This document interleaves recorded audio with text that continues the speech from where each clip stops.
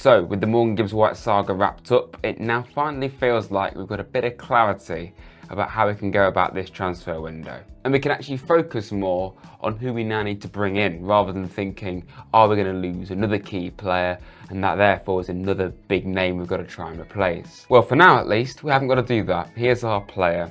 Regardless of what people think, whether he's being kept hostage or not, he is a Forest player.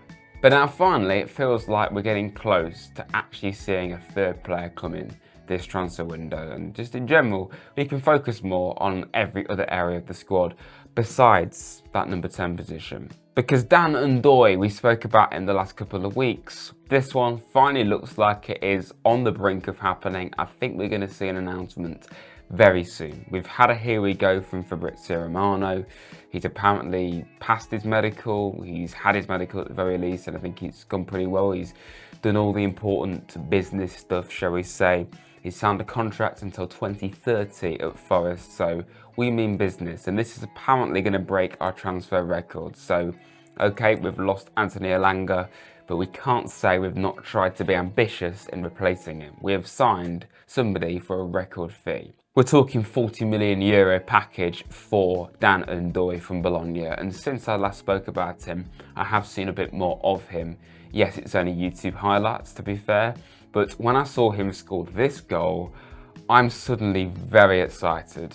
I already was, but that is just pretty cool, isn't it? He's a penalty taker as well, so that could be quite useful, and somebody that can play on the right, but quite frequently his goals have come from central areas, so he could really help us out in more than one position in attack, and gotta say I'm very excited about this one. Let me know what you think of this signing in the comments. It appears very close to being announced. The other player that this week we've seen a serious report come out about is Adama Traore. This is probably somebody that you should know very well if you've watched the Premier League at all.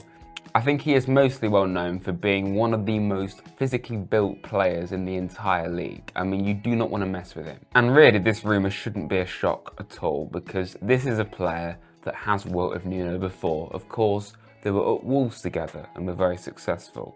Of course, now he's at Fulham, and we only saw him play against Forest just a few days ago in our third pre-season friendly.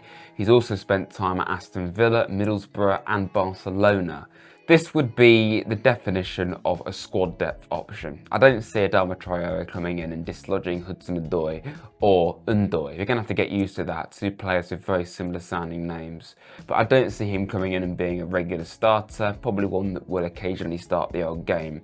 But really, if you look at it, it's got to be somebody that can come in and have more experience and know-how the Premier League than a Jota Silva and a Ramon Sosa. So whether people think this is not the most adventurous signing, and it's maybe not a great signing in fact, and I've seen a mixed opinion, more good than bad, but the odd person saying what we're getting him for is inconsistent. And that's why it's going to be a squad depth option, because he has been inconsistent throughout his whole career. He's not somebody that is constantly scoring and assisting, but he's a very useful player to have around. And I think he suits our style very well too. I think him and Ndoye will fit right into the way Forest play.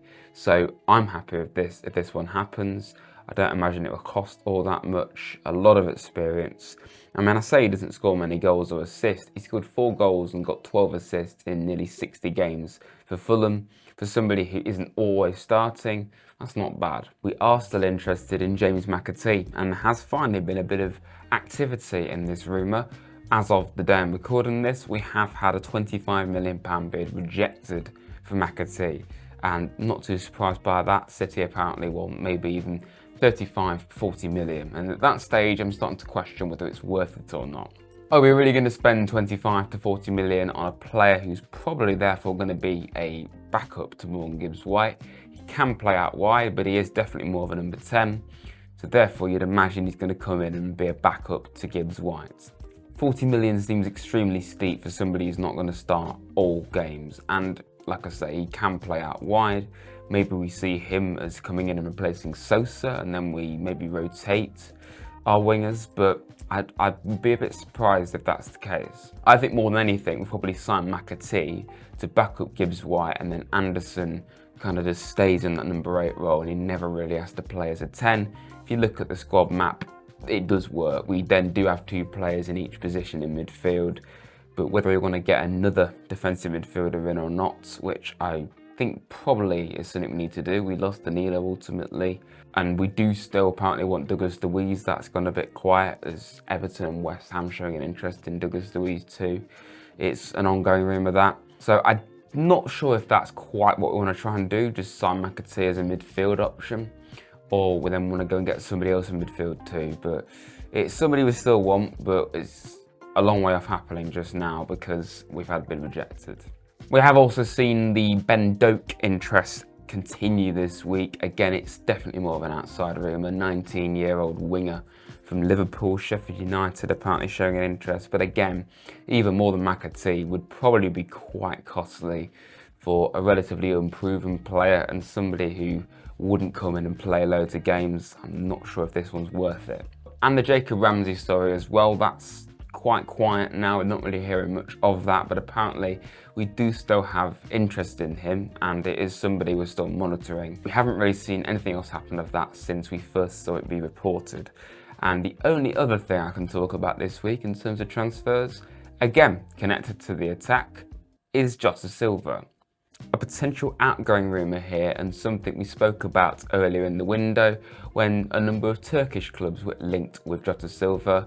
Well, now he could be going home to Portugal or going north of Nottingham to Leeds. This could possibly be a loan to buy from Sporting or potentially a permanent deal up to 13 million. It has also been reported that there's been interest from Saudi Arabia and, as previously said, Turkey. So there's a lot of interest in Jota.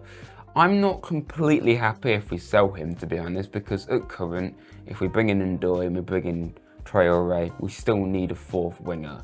And I think Jota being like in a Sosa role, which is even lower down than what Jota had last season, he could surely do a job in that role. But then again, would he want to? So we probably want to try and move him on for that reason. But then again, I've also said, is Mcatee then going to be like a winger option to us? Are we going to see Anderson kind of play out there a bit more?